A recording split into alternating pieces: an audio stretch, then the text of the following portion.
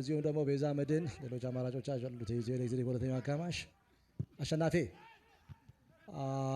አካሉ አቲሞ ከራሱ የሜዳ ክፍል ላይ ኳስ ለማውጣት ሞክሯል። አሸናፊ ፊዳ ምናልባት ጎል!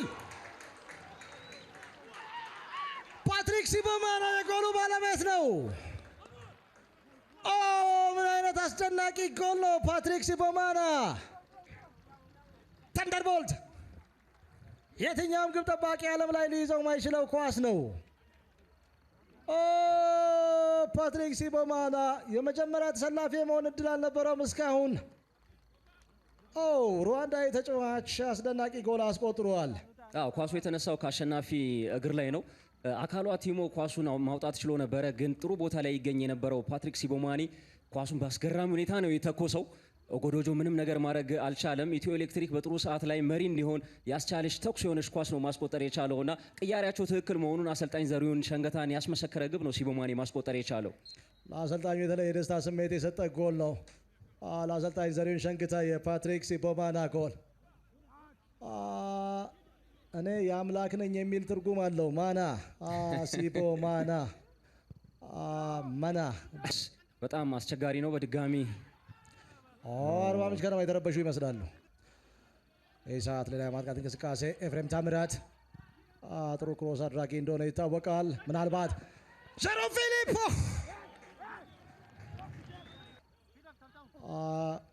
ጥሩ አቅርቦት የሱፍ ሞሮ ኳሱ እዛው ሊቆጠር ይችላል። ምናልባት በእጅ የተነካ ኳስ ኤፍሬም ታምራት ምናልባት አወጅ ተረግዟል። ቅሬታ እያቀረቡ ይገኛሉ።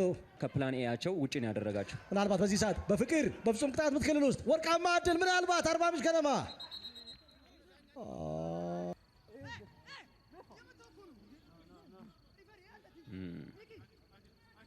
ፓትሪክ ሲቦማና ኢትዮጵያ ለመጀመሪያ ጊዜ በሲኒየር ብሔራዊ ምናልባት በዚህ ሰዓት ጎል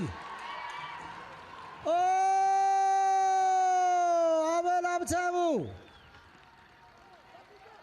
15 ደቂቃ 2 ጎሎች። እንድሪስ ኦጎዶጆ ሀሳቡን አገሩ ላይ ጥሎ የመጣ ይመስላል።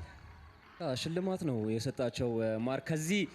ከዚህ እንቅስቃሴ ቀደም ሲልም እንደዚህ አይነት ትልቅ ስተት ሲሳሳት ተመልክተነዋል። በዛ ስተት አልተቀጣም። በዚህኛው ስተት ላይ ግን አቤል ትክክለኛ ቦታ ላይ ተገኝቶ ቀጥቶታል። ኤፍሬም ታምራት ነው የእጁን ኳስ ቀጥታ ወደ ኦጎዶጆ መላክ የቻለው፣ ግን መሬቷን ጥሮበት ነው ስተት የፈጸመው። ለአቤል ግን ረጅም ጊዜ ከግብ ርቆ ነበረ። የኢትዮ ኤሌክትሪክ መሪነት ወደ 2 ከፍ ያደረገች ግብ ነው ማስቆጠር የቻለው። ለኦጎዶጆ ግን አስቸጋሪ ምሽት እንደሚያጋጥመው ያሳየ ጎል ነው። ሶስተኛ የሊግ ጎል ሁለቱን ያስቆጠረው አርባ ምንጭ ከነማ ላይ ነው። አሰልጣኝ ዘሪሁን ሸንገታ ረሃብ ነበረበት ማርክ። ጎሎችንም ቡድኑ እያስቆጠረ አልነበረም። ገና በ17 ደቂቃ ውስጥ ቡድኑ 2 ጎሎችን አስቆጥሯል። ሶስተኛ ጎል ፍለጋ አንዋር በድሩ፣ ፓትሪክ ሲቦማና ምናልባት ሀሰን ሁሴን ኳሱን ማግኘት አልቻለም። አሰልጣኝ ዘሪሁን ሸንገታ የሶስተኛ ጎል አስፈላጊነትን በሚገባ የተረዳ ይመስላል። አስገራሚ ኳስ ነው ሲቦማና ለሀሰን ሁሴን ለማድረስ ጥረት ያደረገው። ትክክለኛ ቦታ ላይ አንድ እርምጃ በመዘግየቱ ምክንያት ነው ይህንን ጎል ያላስቆጠረው። በአርባ ምንጭ በኩል ግን አሳሳቢው ነገር አሁንም በኤፍሬም ታምራት መስመር እድሎችን እያገኙ ነው ሲቦማና።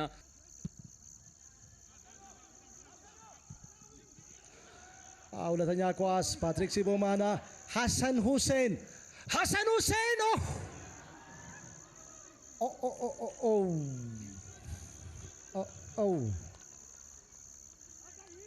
ፓትሪክ ሲቦማኒ አሁንም በነፃነት ነው ኳሱን ለሀሰን ሁሴን የሰጠው። ዋው የመጀመሪያ ተቹ አስደናቂ ነበር የሀሰን ሁሴን፣ ግን የመጨረሻ አቤል ከጨዋታ ውጪ አይደለም። ምናልባት አስደናቂ አዟዟር አንዋር ጎል። ጨዋታ ያለቀ ይመስላል። አሁን አንዋር በድሩ ትልቁን ስራ የሰራው ኳሱን ይዞ በዞረበት ቅጽበት ነው። ለአንዋር በድሩ የመጀመሪያ የሊግ ጎል ነው። እንድሪስ ኦጎዶጆ ተቀይሮ ከመውጣቱ በፊት ኢትዮ ኤሌክትሪክ ሶስተኛ የሊግ ጎል አስቆጥሯል። አስገራሚ አጋጣሚ የመጀመሪያው ዙር 3 ጎል፣ ሁለተኛው ዙር 3ኛ ጎል። አሁንም ፓትሪክ ሲቦማኒ ነው በኤፍሬም ታምራት ቦታ ላይ ኳሱን ይዞት ሄደው። ለአንዋር በድሩ አስደናቂ ኳስ ነው የሰጠው። አዟዟሩ በጣም አስደናቂ ነው። አጨራረሱም በጣም አስደናቂ ነው። ኢትዮ ኤሌክትሪክ በዚህኛው አጋማሽ ላይ ለነበረው ብልጫ ትክክለኛ ማሳያ ልትሆን የምትችል ጎል ነው አንዋር በድሩ ማስቆጠር የቻለው። ፓትሪክ ሲቦማኔም እይታውን ማድነቅ አለብን። የአንዋር በድሩንም አዟዟር ማድነቅ አለብን። እድል ይኖራል እና በዚህም አንግል መመልከት ያለብናል። ምናልባት አቤል ጎል አቤል ሀብታሙ አሁን ጨዋታው አልቋል። 1 ደቂቃ ተኩል ሁለተኛው አጋማሽ።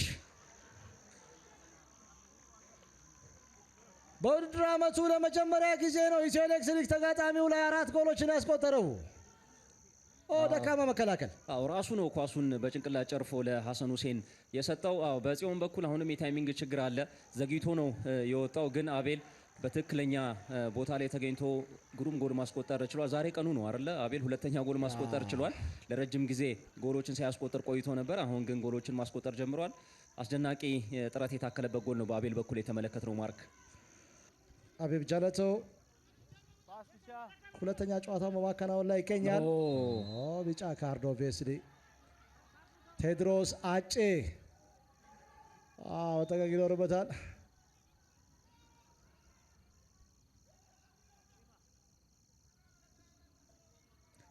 ዜሮ ተመርተው የተመለከትናቸው የምንገኘው ምናልባት በዚህ ሰዓት ጀሮም ፊሊፕ ምናልባት ጎል